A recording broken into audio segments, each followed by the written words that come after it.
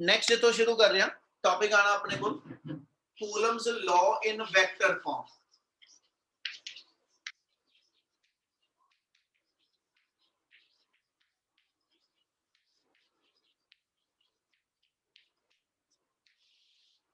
Coulomb's law in vector form, ठीक है।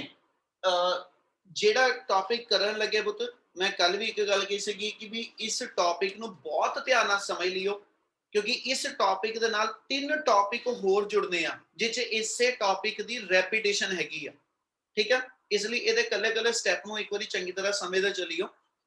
ਕੂਲਮਸ ਲॉ ਇਨ vector farm ਦਾ ਮਤਲਬ ਇਹ ਹੈਗਾ ਵਾ ਕਿ ਵੀ ਅਸੀਂ ਇਹ ਡਿਫਾਈਨ ਕਰਦੇ ਹਾਂ ਕਿ we have the 2 charge particle.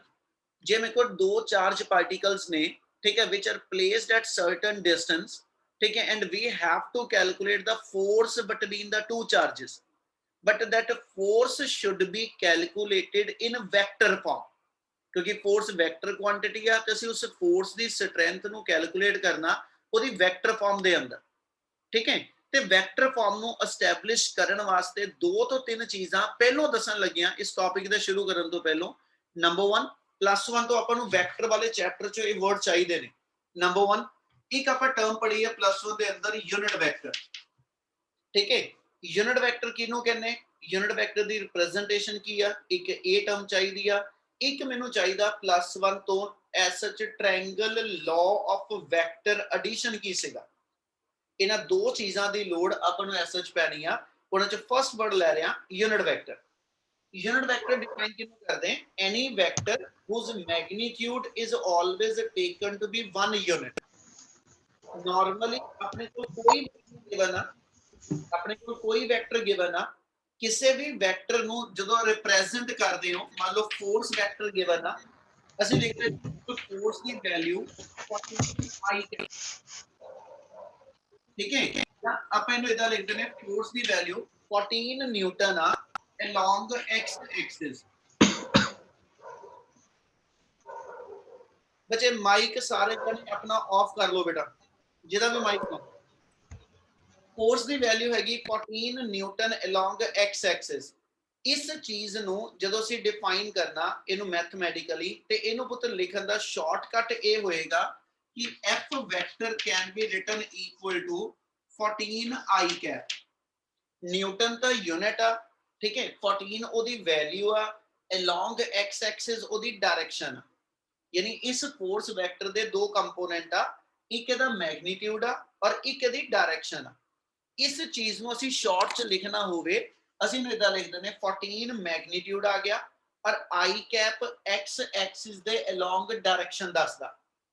ਹੁਣ ਆ ਜਿਹੜਾ i ਕੈਪ ਪਾ ਰਿਹਾ ਇਹਦੀ ਆਪਣੀ ਵੈਲਿਊ ਕਿੰਨੀ ਹੈ, ਤੇ ਅਸੀਂ ਇਹ ਡਿਫਾਈਨ ਕਰ ਰਹੇ ਹਾਂ ਕਿ ਵੀ ਜਿਹੜਾ ਵੀ ਕੋਈ ਯੂਨਿਟ ਵੈਕਟਰ ਆ, ਪਹਿਲਾਂ ਉਹਦੀ ਰਿਪਰੈਜ਼ੈਂਟੇਸ਼ਨ ਵੇਲੇ ਹਮੇਸ਼ਾ गिवन टर्म ਦੇ ਉੱਪਰ ਕੈਪ ਸਾਈਨ ਆਏਗਾ, ਐਰੋ ਹੈਡ ਨਹੀਂ ਆਏਗਾ। ਜਿਹਦੇ ਉੱਤੇ ਕੈਪ ਸਾਈਨ ਆ ਉਹ ਯੂਨਿਟ ਵੈਕਟਰ ਆ, ਤੇ ਇਹਦਾ ਮੈਗਨੀਟਿਊਡ ਹਮੇਸ਼ਾ 1 ਵਾ, ਇਹਦਾ ਮੈਗਨੀਟਿਊਡ ਹਮੇਸ਼ਾ 1 ਵਾ। ਔਰ ਇਸ ਵੈਕਟਰ ਦੀ ਡਾਇਰੈਕਸ਼ਨ ਹਮੇਸ਼ਾ ਜਿਹੜੀ ਹੋਏਗੀ ਉਹ ਇਹਦੇ ਪੇਰੈਂਟ ਵੈਕਟਰ ਵਾਲੀ ਹੋਏਗੀ। ਜਿੱਦਾਂ ਇਸ ਲਾਈਨ 'ਚ ਲਿਖਾਂ f vector equal to 14i cap, ਇਹਦਾ ਮਤਲਬ f ਵੈਕਟਰ ਦਾ ਮੈਗਨੀਟਿਊਡ 14 ਆ और i कैप दी डायरेक्शन ते f वेक्टर दी डायरेक्शन सेम आ। यानी i कैप दी डायरेक्शन जिहड़ी आ वो f वेक्टर वाली होएगी।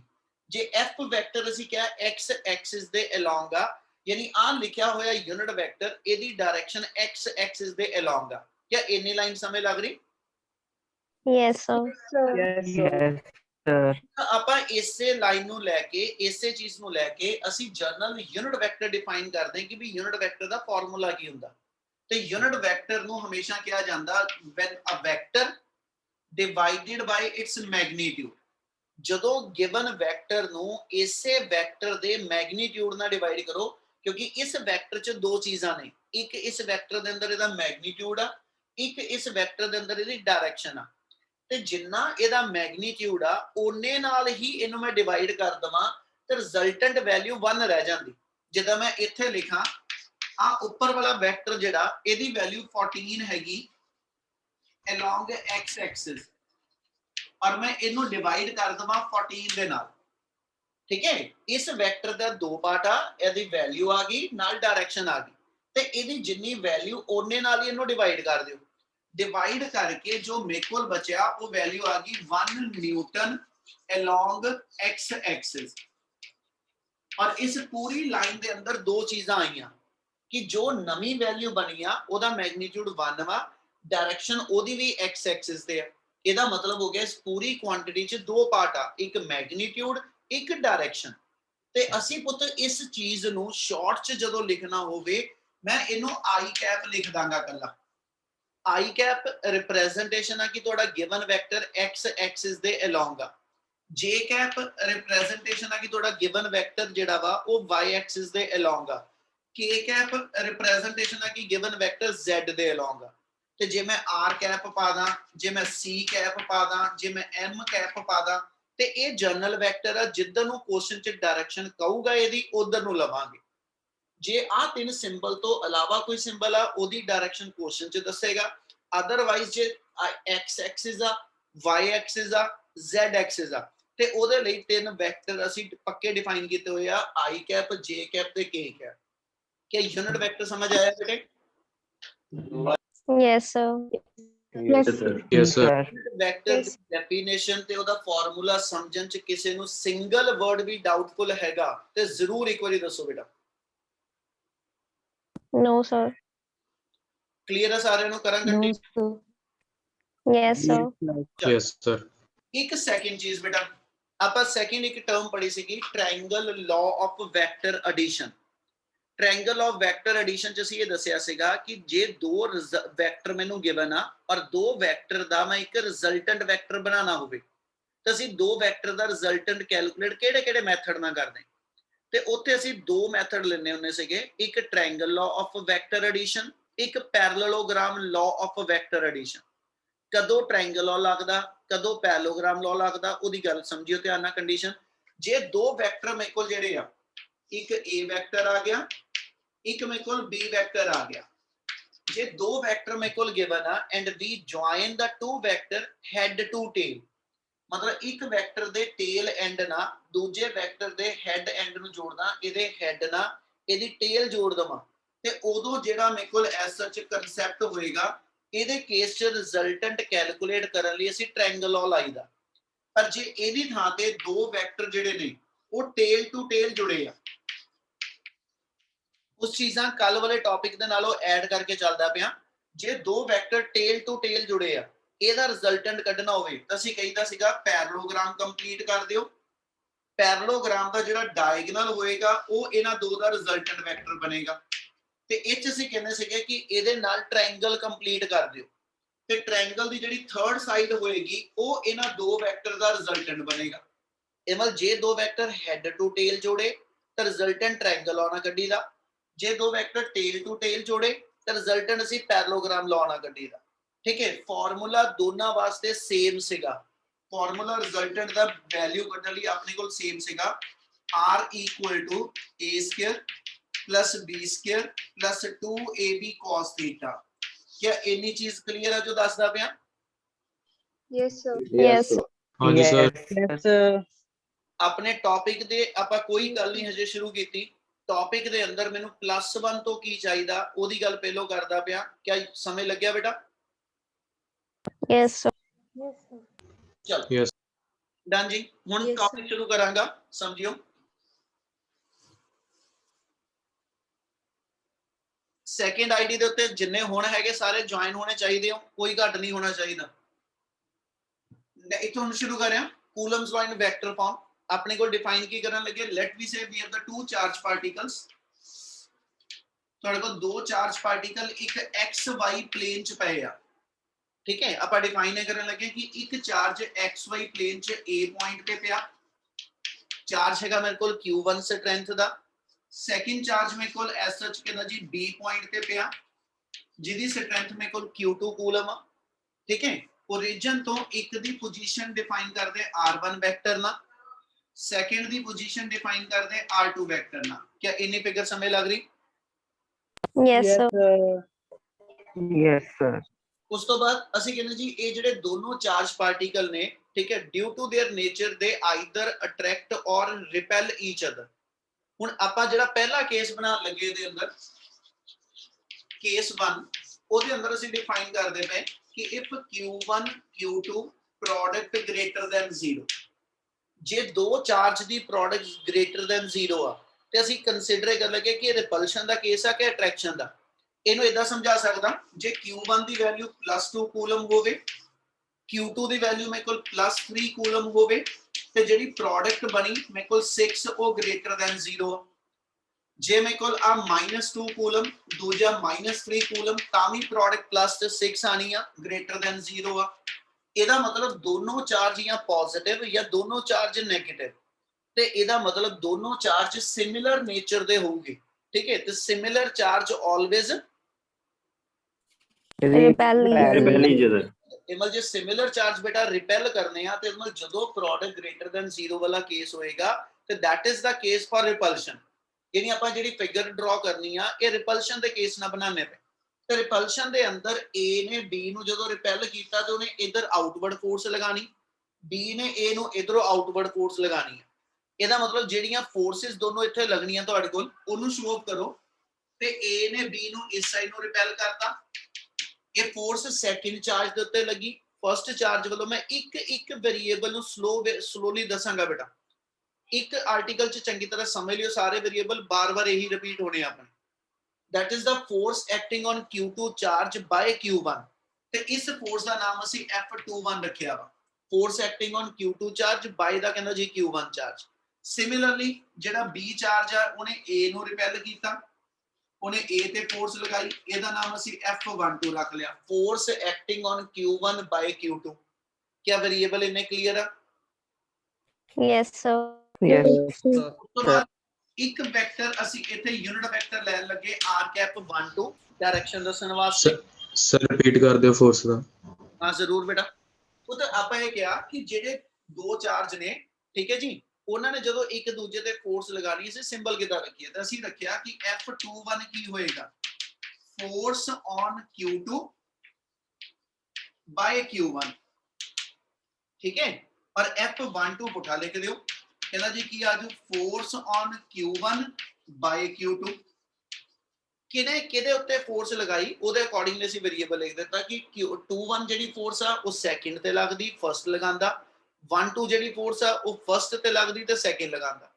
ਕਲੀਅਰ ਹੈ ਗੱਲ ਗੁਰਕੀਰਤ? ਹਾਂਜੀ sir.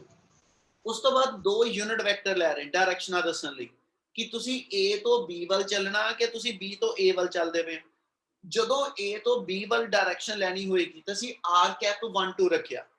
r₁2 is a unit vector whose direction is from Q1 charge to Q2 charge, ਜਿਹਦੀ ਡਾਇਰੈਕਸ਼ਨ Q1 ਤੋਂ Q2 ਵੱਲ ਹੈਗੀ ਆ। ਕਲੀਅਰ ਆ ਬੱਚੇ? Yes, sir. Yes sir. Yes. r₁ ਦੀ ਡਾਇਰੈਕਸ਼ਨ ਜਿਹੜੀ ਹੋਗੀ ਫਿਰ ਇਹ ਤੋਂ ਪੁੱਠੀ ਆ ਗਈ, ਯਾਨੀ that is taken from Q2 ਤੋਂ Q1 charge। ਵੇਰੀਏਬਲ ਜਿੰਨੇ ਟੌਪਿਕ ਚ ਚਾਹੀਦੇ ਸਾਰੇ ਕੰਪਲੀਟ ਆ। ਜੇ ਇੱਕ ਵੀ ਵੇਰੀਏਬਲ ਕਿਸੇ ਨੂੰ ਡਾਊਟਫੁਲ ਹੈਗਾ ਇੱਕ ਵਾਰੀ ਜ਼ਰੂਰ ਬੋਲ ਦਿਓ ਬੇਟਾ। No, sir.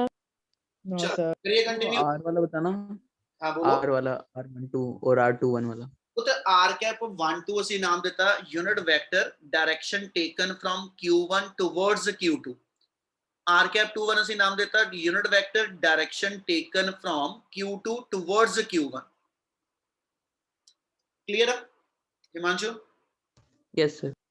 ਚਲ ਹੁਣ ਜਦੋਂ ਤੁਸੀਂ ਇਹਨੂੰ ਕੰਟੀਨਿਊ ਕਰਨਾ ਬੇਟਾ, ਹੁਣ ਥਿਉਰੀ ਪੁੱਤ ਜਿੰਨੇ ਵੇਰੀਏਬਲ ਚਾਹੀਦੇ ਸੀ ਕੰਪਲੀਟ ਆ, ਹੁਣ ਮੈਥਮੈਟੀਕਲ ਸ਼ੁਰੂ ਕਰ ਰਿਹਾ। ਕਹਿੰਦਾ ਜੀ if we want to write the force acting on Q1 charge by Q2, ਤੁਸੀਂ A ਤੇ ਲੱਗਣ ਵਾਲੀ ਫੋਰਸ ਕੱਢਣੀ ਆ ਤੇ ਅਸੀਂ ਉਸ ਨੂੰ ਨਾਮ ਦੇ ਦਿੱਤਾ F12 Q1 Q2 ਬਾਈ r²। ਪਹਿਲਾਂ ਆਪਾਂ ਕੂਲਮਸ ਲਾਅ ਇੰਨਾ ਹੀ ਲਿਖਦੇ ਰਹੇ ਆ। ਹੁਣ ਆਪਾਂ ਇਹਦੇ ਅੰਦਰ ਕੀ ਕਰਨ ਲੱਗੇ, ਇਹ ਤੇ ਵੈਕਟਰ ਸਾਈਨ, ਤੇ ਜੇ ਇਹ ਫੋਰਸ ਵੈਕਟਰ ਕੁਆਂਟੀਟੀ ਆ ਜੋ ਮੈਂ ਲਿਖਿਆ ਇਹ ਉਸ ਵੈਕਟਰ ਦਾ ਕੱਲਾ ਮੈਗਨੀਟਿਊਡ ਆ। ਡਾਇਰੈਕਸ਼ਨ ਇਹਦੇ ਨਾਲ ਜੋੜਨ ਵਾਸਤੇ r₁ ਜੋੜ ਦਿਓ।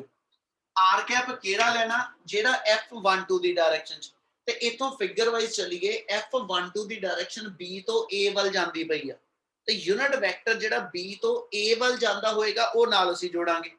ਇਹਨਾਂ ਦੋਨਾਂ ਵਿੱਚੋਂ ਜਿਹੜਾ ਯੂਨਿਟ ਵੈਕਟਰ B ਤੋਂ A ਵੱਲ ਜਾਂਦਾ ਪਿਆ ਉਹ ਯੂਨਿਟ ਵੈਕਟਰ r₁ ਆ। ਇਹਦਾ ਮਤਲਬ ਇੱਥੇ ਡਾਇਰੈਕਸ਼ਨ ਵਾਸਤੇ r₁ ਪੈ ਜਾਊ। ਕਲੀਅਰ ਇੰਨੀ ਗੱਲ?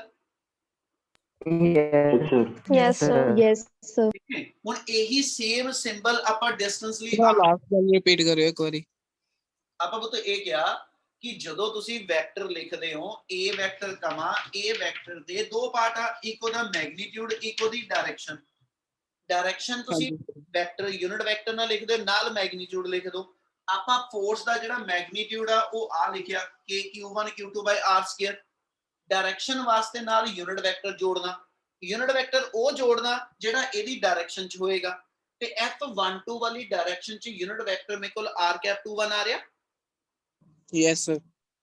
ਚਲੋ ਹੁਣ ਆ ਮੇਰੇ ਕੋਲ f12 ਦੀ ਵੈਲਿਊ ਜਿਹੜੀ ਆਪਾਂ ਕਹਿੰਦਾ ਜੀ ਉਹ ਡਿਫਾਈਨ ਕਰ ਦਿੱਤੀ। ਸਿਮਿਲਰ ਵੈਲਿਊ ਤੁਸੀਂ ਡਿਫਾਈਨ ਕਰਨੀ ਆ ਸਿਮਿਲਰਲੀ, ਠੀਕ ਹੈ ਜੀ। ਤੁਸੀਂ f21 ਵੈਕਟਰ ਨੂੰ ਡਿਫਾਈਨ ਕਰ ਲਓ, ਠੀਕ ਹੈ। ਇਹਦਾ ਫਾਰਮੂਲਾ ਲਿਖਾਂ k q1 q2 over r square into r cap. ਫਿਰ ਉਹੀ ਚੀਜ਼ ਆ ਜਾਓ। ਹੁਣ f21 ਵੈਕਟਰ ਦੀ ਡਾਇਰੈਕਸ਼ਨ ਜਿਹੜੀ a ਤੋਂ b ਵੱਲ ਆ, ਤੇ ਜੇ ਆ a to b ਵਾਲਾ ਤੇ ਜਿਹੜਾ ਯੂਨਿਟ ਵੈਕਟਰ ਉਹ r ਕੈਪ 12 ਆ ਜਾਏਗਾ। ਯਾਨੀ ਇੱਥੇ ਜੇ ਲਿਖ ਕੇ ਚੱਲਾ ਤੇ r12 ਆ ਗਿਆ। ਕਿਆ step clear? Yes, sir. Yes, sir. Yes, sir. ਚਲੋ ਡਨ। ਹੁਣ ਪੁੱਤ ਤੁਸੀਂ ਜਦੋਂ ਕੂਲਮਸ ਲਾਅ ਲਿਖਣਾ ਵੈਕਟਰ ਫਾਰਮ ਚ ਲਾਈਨ ਦਿਮਾਗ ਚ ਰੱਖ ਲਿਓ। ਆਪਾਂ ਤਿੰਨ ਤਰ੍ਹਾਂ ਦੇ ਵੈਕਟਰ ਦੀ ਫਾਰਮ ਚ ਇਹਨੂੰ ਐਕਸਪ੍ਰੈਸ ਕਰੀਦਾ ਵਾ। ਜੋ ਹੁਣ ਕੀਤਾ ਇਹ ਯੂਨਿਟ ਵੈਕਟਰ ਆ। ਨੈਕਸਟ ਲਾਈਨ ਚ ਇਹਨੂੰ ਆਪਾਂ ਪ੍ਰੋਪਰ ਐਰੋ ਹੈਡ ਵਾਲੇ ਵੈਕਟਰ ਚ ਕਨਵਰਟ ਕਰ ਦਾਂਗੇ। ਤੀਜੇ ਸਟੈਪ ਚ ਅਸੀਂ ਇਹਨੂੰ ਜਿਹੜਾ ਵਾ ਉਹ ਆ ਪੋਜੀਸ਼ਨ ਵੈਕਟਰ ਜਿਹੜੇ r1 r2 ਇਹ ਚ ਕਨਵਰਟ ਕਰਨਾ। ਠੀਕ ਹੈ ਜੀ, ਪਹਿਲਾ ਸਟੈਪ ਹਜੇ ਕੰਪਲੀਟ ਕੀਤਾ। ਹੁਣ ਇਹਨੂੰ ਜਦੋਂ ਤੁਸੀਂ ਵੈਕਟਰ ਸਾਈਨ ਚ ਕਨਵਰਟ ਕਰਨਾ ਤੇ ਆਪਾਂ ਯੂਨਿਟ ਵੈਕਟਰ ਦੀ ਹੁਣੀ ਡੈਫੀਨੇਸ਼ਨ ਪੜ੍ਹੀ ਸੀ, ਉਹਨੂੰ ਯੂਜ਼ ਕਰਨ ਲੱਗਿਆ। we know that r cap equal to r vector, ਆ ਥੋੜਾ ਜਿਹਾ ਉੱਪਰ ਕਰਕੇ ਲਿਖ ਰਿਹਾ, ਠੀਕ ਹੈ। ਇਹਦੀ ਆਪਾਂ r ਵੈਕਟਰ r cap ਦੀ ਫਾਰਮੂਲਾ ਦਿੱਤਾ ਸੀ r ਵੈਕਟਰ ਓਵਰ r ਆ ਕੀਤਾ ਸੀ। ਕਲੀਅਰ ਆ ਜੀ? Yes, sir. जी sir. r cap ਨੂੰ 1 Yes, sir. ਤੇ r cap ਨੂੰ ਤੁਸੀਂ 21 ਵਾਸਤੇ ਦੋਨਾਂ ਲਈ ਡਿਫਾਈਨ ਕਰ ਦਿਓ। ਇਹਦਾ ਮਤਲਬ ਜੇ ਮੈਂ ਆਹੀ ਵੈਲਿਊ r12 ਲਈ ਲਿਖਣੀ ਹੁੰਦੀ, ਇੱਥੇ ਮੇਰੇ ਕੋਲ ਆ ਗਿਆ ਸੀ r cap 12 r vector 12 over r magnitude 12। ਆ ਵੈਲਿਊ ਇੱਥੇ ਯੂਜ਼ ਕਰ ਲਓ। ਹੁਣ ਆਪਾਂ ਦੋਨੋਂ ਇਕੱਠੇ ਨਹੀਂ ਲਿਖਣੇ, ਕੋਈ ਇੱਕ ਇਹਨਾਂ ਚੋਂ ਪੜੋ, ਉਹਨੂੰ ਕੰਪਲੀਟ ਕਰਦੇ ਚੱਲਾਂਗੇ। ਹੁਣ ਜੇ ਇਹਨੂੰ ਲਿਖ ਕੇ ਚੱਲਾਂ ਇਸ ਮੂਮੈਂਟ ਤੇ ਇੱਥੇ r cap 12 ਵਾਲਾ ਫਾਰਮੂਲਾ ਇੱਥੇ ਸਬਸਟੀਟਿਊਟ ਕਰ ਦਈਏ ਤੇ ਆਪਣੇ ਕੋਲ ਜਿਹੜੀ ਟਰਮ ਬਣਨੀ ਆ f21 ਵੈਕਟਰ ਦੀ ਵੈਲਿਊ ਉਹ ਆ ਜਾਏਗੀ ਜੀ k q1 q2 over r square 12। ਇੰਨੀ ਚੀਜ਼ ਇਦਾਂ ਦੀ ਇੱਥੇ ਲਿਖ ਦਿੱਤੀ ਆਪਾਂ, ਠੀਕ ਹੈ। ਤੇ ਜਿਹੜਾ r cap ਆ ਉਹਦੀ ਥਾਂ ਤੇ ਲਿਖ ਦਿਓ r ਵੈਕਟਰ 12 ਓਵਰ r12, ਠੀਕ ਹੈ। ਇੱਥੇ ਥੱਲੇ r ਸਕੁਅਰ 12 ਪਹਿਲੋ ਹੈਗਾ, r12 ਹੋਰ ਆ ਗਿਆ।